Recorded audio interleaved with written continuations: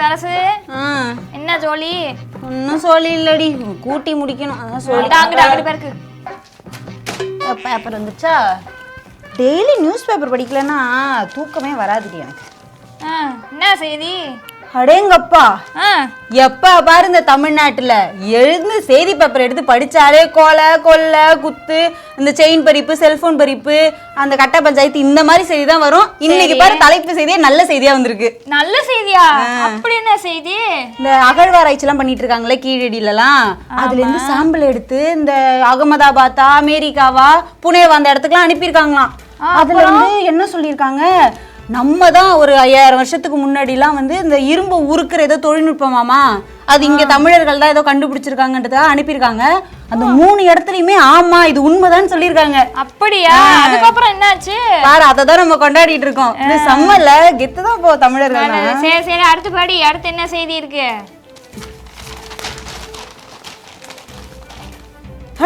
பாருடி, அடுத்தும் நல்ல செய்தியா இருக்கு. என்ன செய்தி? இந்த அரசு பள்ளிகள்லாம் இருக்குல்ல, ஆமா, கிட்டத்தட்ட 100 வருஷமா இயங்கிட்டு இருக்குல்ல, அதுக்கெல்லாம் வந்து ஒரு 2000 அரசு பள்ளிகள் இயங்கிட்டு இருக்கான். அதுக்கெல்லாம் 100ஆண்டு விழா கொண்டாட போறாங்களாம்.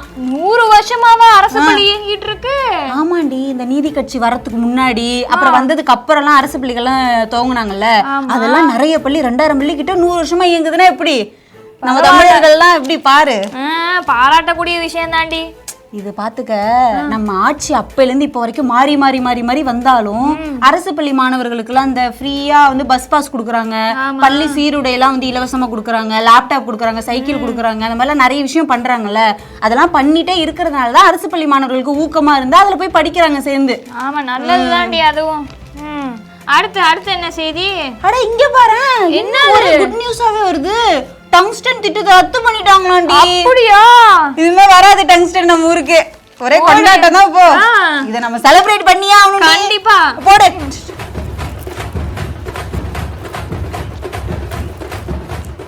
வணக்கம், ரொம்ப சந்தோஷமா இருக்கீங்க. சந்தோஷம். இந்த டங்ஸ்டன் வந்து நிறுத்திட்டாங்க. இதுக்கெல்லாம் யாரு காரணம்? நாங்க தான் காரணம். சிறப்பா அவங்களுக்கு வந்து எவ்வளவு அழுத்தம் கொடுத்தோம் தெரியுமா? அழுத்தம் கொடுத்தோம், ஆனா அவங்க அடங்கல. மிரட்டி பார்த்தோம், அஞ்சல.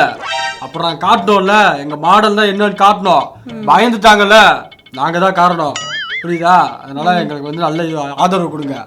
நன்றி, வணக்கம்.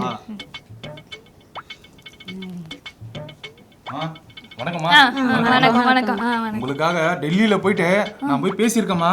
ஓ, அதனால தான் இதெல்லாம் நடந்ததுன்னு சொல்ல வரீங்களா? சரிங்க. என்னடி இது? அவங்க சொல்கிறத நம்பாதீங்க. நாங்கள் எதுவுமே செய்யலை. அந்த 4 வருஷமாக இதை வர விடாமல் நாங்கள் எதுவுமே செய்யலை. அதனால தான் இன்றைக்கி இது வரலை. நம்புங்க. சரிங்களா? எங்களால் தான் இந்த டங்ஸ்டன் வராமல் போயிடுச்சு. மறக்காமல் வரட்டுமா? மக்கள் முடிவு பண்ணிட்டாங்க, நாங்கள் தான் அடுத்து. என்னடி இது? ஒவ்வொரு ஆள் வந்து இப்படி பேசிட்டு போறாங்க. இதுக்கு காரணம் அவங்க நினைச்சிட்டு இருக்காங்கல்ல. அப்படிதான் போல.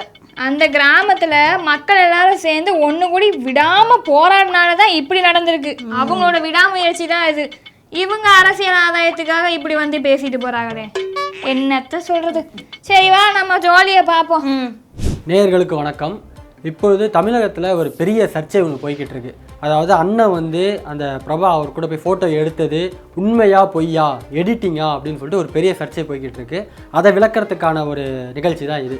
இதில் நம்மளோட இணைஞ்சிருக்கிறவர் யார் அப்படின்னா, பிரபா அவரோட ரிலேட்டிவ்னு சொல்லலாம். அவர் வந்து சித்தப்பான்னு சொல்லி பேசிக்கிட்டு இருக்காரு. அவரோட சில விளக்கங்களை கேட்டே தெரிஞ்சுக்கலாம். வணக்கம் சார். வணக்கம். இப்போ வந்து அண்ணன் வந்து ஃபோட்டோ எடுத்துகிட்டு வந்திருக்காரு சார், அது உண்மையா பொய்யா? எங்களிடம் கேட்டீர்கள் என்றால் நாங்கள் என்ன சொல்லுவோம் என்றால், அந்த போட்டோ எடுப்பதற்கான வாய்ப்புகள் இருக்கின்றது என்று சொல்லலாம். ஆனால் அவர் கதைப்பது போல பல புகைப்படங்கள், பல மணி நேரம் அங்கு அவர் செலவு செய்வதற்கான நேரம் எதுவும் கிடையாது. மரியாதை நிமித்தமாக பலர் வருவார்கள், அவரிடம் புகைப்படங்கள் எடுக்க வாய்ப்புகள் இருக்கிறது. ஆனால் இவர் கதைப்பது போல பல மணி நேரம் எடுத்தேன், டாக்குமெண்ட்ரி எடுத்தேன் என்றெல்லாம் அவர் விடும் கதைகள் எல்லாம் எல்லாமே அது பொய்யாகத்தான் நாங்கள் இங்கிருந்து பார்த்து கொண்டிருக்கின்றோம். அதே நேரத்தில் அவர் டாக்குமெண்ட்ரி எடுக்க வந்தது அவர் உண்மை. அந்த குழுவில் ஒரு நபராகத்தான் வந்தாரே தவிர ஒரு சீஃப் கெஸ்டாகவோ அழைக்கப்பட்டோ அவர் வரவில்லை என்பதும் அது உண்மை. எங்கள் சித்தப்பாவும் சித்தியும் இவர் யாரென்றே தெரியாது, மரியாதை நிமித்தமாகத்தான் அந்த இடத்திலே அவர் சந்திக்கிறதுக்கான வாய்ப்புகள் இருந்ததாக அவர்கள் தெரிவித்ததற்கான வாய்ப்புகள் இருக்குது. சிறப்பு. மரியாதை நிமித்தமாக அவங்க வந்து சந்திச்சிருக்காங்க. ஓகே, இப்போ பிரபா அவர் வந்து அண்ணன்ட்டு நீங்கள் போய் கட்சி துவங்குங்க, தமிழ்நாட்டில் நம்மளோட இதை பரப்புங்கன்னு சொல்லி ஏதாவது சொன்னாரா? இல்லை, எங்களுடைய சித்தப்பா அப்படி யாரிடமும் கூறுவதற்கு வாய்ப்புகள் இல்லை. ஒருவேளை அவர் கூறியிருந்தால் கூட அது இவராக இருக்க முடியாது. ஏனென்றால் இவருக்கு ஒரு தகுதியே இல்லை. தமிழ் தேசியத்தை நீங்கள் அங்கே போய் வளருங்கள் என்று எங்கள் சித்தப்பா ஒருபோதும் இவரிடம் கூறியிருக்க சாத்தியமே இல்லை. இவருக்கு தகுதியும் இல்லை. நாங்கள் இதை பார்த்து கொண்டுதானே இருக்கின்றோம். இவர் என்ன செய்து கொண்டிருக்கின்றார் என்பதை நாங்கள் இங்கிருந்து பார்த்து கொண்டுதானே இருக்கின்றோம். ஓகே, புரியுது. இப்போது இவர் வந்து இங்கே நிறைய கதைகள் சொல்லிக்கிட்டு இருக்காரு. இப்போ நாங்கள் வந்து இட்லி கதைன்னு ஒரு கதை சொன்னார். அந்த இட்லி கதை உண்மையா? எங்களோட நாட்டிலிருந்து நாங்கள் இதை பார்க்கும் பொழுது எங்களுக்கும் நகைச்சுவையாகத்தான் இருக்கிறது. அதை நாங்கள் நகைச்சுவையாகவே கடந்து போய் கொண்டிருக்கின்றோம். இட்லி கதை என்று சொல்லும் போதெல்லாம் அவரை முதலில் அமைக்கறி தின்றதில்லை, அதுதான் உண்மை. பிறகு எப்படி இவருக்கு ஊட்டிவிட முடியும்? இது என்ன நகைச்சுவையாக இல்லையா உங்களுக்கு? அப்போது அதே போல் அண்ணன் மடியில் அவர் வந்து அண்ணன் வந்து அவர் மடியில் படுத்து நான் வந்து AK-57 வந்து பயிற்சி எடுத்தேன், முதமுறையாக சுட்டதே நான் தான் அப்படிலாம் சொல்கிறாரு, அது உண்மையா? இவர் என்ன விருந்திற்கு வந்தாரா?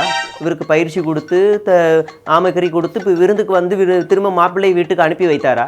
இது அங்கே போர் நடந்து கொண்டு இருக்கின்றது. அங்கே இவரை தூக்கி பிடிப்பதற்கான அவசியம் என்ன? அங்கே அத்தனை போராளிகள் இருக்கும்போது இவரை மட்டும் தூக்கி பிடிக்கணும் அவசியம் என்ன? இதிலிருந்து தெரிய வேண்டாமா இவர் விடுவது எல்லாமே புருடா என்று? இல்லை, இப்போ விருந்துன்னு சொன்னோன்னு தான் இந்த இடத்துல எனக்கு ஒரு கேள்வி எழும்புது. அண்ணன் வந்து சாப்பிட்டுக்கிட்டு இருக்கும் போது இவர் பின்னாடி இருந்து அவங்க என்னென்ன சாப்பிட்றாரு, எப்படி சாப்பிட்றாங்க நோட் பண்ணாராமே, அது உண்மையா? எங்களுடைய சித்தப்பா அவருடைய சொந்த பிள்ளை, சொந்த மகனுக்கே இப்படியெல்லாம் அவர் கவனித்ததில்லை. ஏனென்றால் அது ஒரு பதற்றமான போர் சூழல். அப்படி இருக்கும்போது இவரை ஏன் அவர் பார்க்க வேண்டும்? இவர் கருவேப்பிலை ஒதுக்குகிறார், மிளகை ஒதுக்குகிறார். இதெல்லாம் நகைச்சுவையாக இல்லையா உங்களுக்கு? அப்போ நீங்கள் சொல்கிறத பார்த்தா அவருக்கு வந்து AK-47 பயிற்சி எதுவுமே கொடுக்கவே இல்லை, அப்படிதானே? இது திரும்ப நீங்கள் கேட்பது பொய் கேள்வி.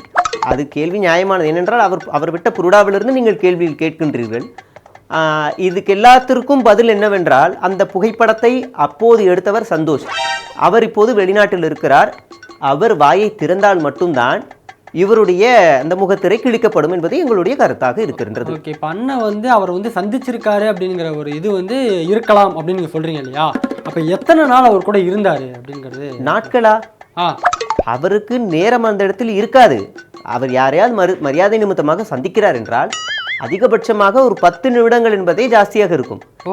அப்போ இவரும் வந்து ஒரு 5 நிமிடங்களிலிருந்து ஒரு 10 நிமிடங்கள் வரைக்கும் சந்தித்து இருக்க முடியும் என்பதுதான் எங்களுடைய கருத்து. அப்ப நாட்கள் கணக்கில் அவர் கூட இல்ல, அது போய் அண்ணன் வந்து உங்களை சந்திச்சாரா? உங்களை சந்திச்சிருக்காரா? என்னிடமும் பேசி நானும் அவருக்கு நெருக்கமாக இருக்கும்போது காட்டிக் கொள்வதற்கு ஒரு பிம்பத்தை உருவாக்க முயற்சித்தார். இவர் எப்பேற்பட்ட நபர் என்பது எனக்கு ஏற்கனவே தெரியும். ஆனால் இவர் அலைபேசியை நான் எடுக்கவில்லை. சிறப்பு. இந்த காணொலி மூலம் இது வந்து என்ன பொய்யா உண்மையாங்கிறது உங்களுக்கே தெரிஞ்சிருக்கும். இதை உங்களோட கருத்தை வந்து நீங்கள் வந்து கமெண்ட் பாக்ஸில் சொல்லுங்கள். நன்றி. நமது தொண்டர்களுக்கு ஒரு முக்கியமான ஒரு சர்ப்ரைஸான செய்தி. நமது அரசியல் நாயகர் 2026 தேர்தலுக்காக உதயமாகிறார். அதுவும் 2026 கண்டிப்பா கைப்பற்றணும் அப்படிங்கிறதுக்காக புது வியூகங்களோட வராரு நமது புரட்சி தமிழர். உங்களை தேடி உங்க இல்லங்களை தேடி ஓடோடி வராரு. எல்லாரும் ஃபுல்லா ரெடியா இருங்க. தமிழ்நாடு முழுக்க சூறாவளி சுற்றுப்பயணம் மேற்கொள்ள போறாரு. நீங்க எப்படி அன்பு பொழியணும் வரவேற்கணும்ன்றதெல்லாம் நான் சொல்லி தெரியணும்னு இல்ல, உங்களோட அன்பை நீங்க காட்டுங்க. மற்ற தகவல்களுக்கு அண்ணன் வேலுபில் பேசுவாரு, அதை வந்து கேட்டுக்கோங்க. இவ்வளோ நாள் நம்ம காத்துக்கிட்டு இருந்தோம். நம்ம தலைவர் ரெடி ஆயிட்டாரு. உங்களை பார்க்கறதுக்கு உங்களை தேடி உங்க இடத்துக்கு வந்துகிட்டு இருக்காரு. அதான் இருக்கு பாருங்க கேரவன். அந்த கேரவனில் ஏறி கை காட்டிக்கிட்டே வருவார். சூப்பரான ஆதரவு கொடுங்க நம்ம தலைவருக்கு. 2026 நம்ம தலைவரை வெற்றி பெற செய்யணும். வெற்றி பெற செய்யணும், புரியுதுங்களா? நம்ம தலைவர் வந்து ஓய்வெடுக்காத ஒரே தலைவர், ஓய்வெடுக்காத சூரியன்.